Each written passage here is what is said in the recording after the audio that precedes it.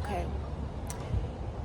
So what am I going to share with you guys today? What do I want to share with you today? What do I feel intuitively inspired to share with you? Actually, it's on intuition. Yeah, intuition.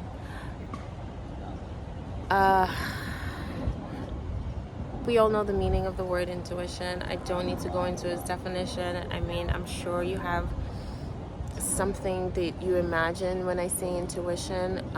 We can't describe it. We just know what it feels like. But what I really want to talk about is just not having trust in your own internal guidance, not having a great internal compass, and not having a strong awareness of your own intuition and your own gut feeling and your own sense of self. I think childhood traumatic experiences and sometimes life and maybe some conditioning or the way you were raised or whatever beliefs might create a space within you where you're not fully allowing your internal guidance system to have its own strong resonance in its own part of your life. I understand being logical, being self-aware, being emotionally aware, having willpower, a sense of self, a voice. All of those things matter, and all of those things are the things that start to awaken the more you start to awaken into your power. But a part of that as well is having trust in your intuition, in your inner guidance. Now, you're going to be confused with what guidance is really coming from your true self and the guidance is coming from probably your conditioning. So there are some situations where you feel inspired to certain things that are not necessarily good for you, that are not coming from your true self and what is in your highest good.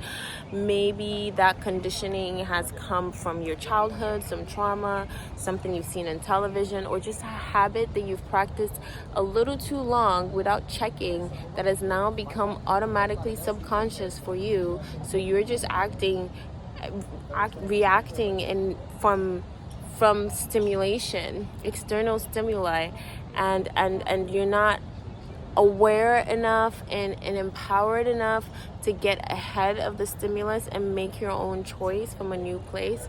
So there is inspiration from that kind of cognitive way of being, that kind of cognitive structure and that kind of cognitive conditioning.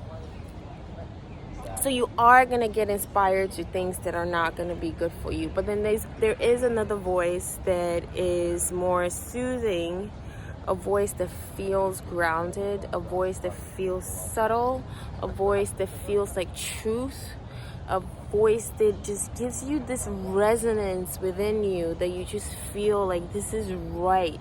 Now, what you're defining and experiencing and resonating with and feeling that vibrational connection and alignment that you later translate as right, that means that is aligned with your true self and your higher self, and it is meant for you. That's why you are resonating with it. Now, we do have a tendency to build up beliefs and to pick up things along the way that might make us question this resonance, that might make us doubt this resonance, that might make us do the exact opposite of what that desire and that resonance and that attraction and that intuition and that guidance is telling us is right for us, because of whatever man-made stuff that we've all generated and bought into since we got here. Okay, because nobody gives you a guidebook or a map for life. Nobody gives you the directions. Nobody tells you how life works. Everything is just an assumption, and everything that you are thinking and believing has been picked up from the people that raised you, what you've seen over the years, experiences that you've had, so to really get to the core of what you would call the truth of you, the truth of self, you have to start letting that quiet, resonant voice have more strength in your experience, and start to notice the ones that are just inspiration from bad behavior or whatever the case might be, or like I talked about, conditioning, and the ones that are just that truth of self.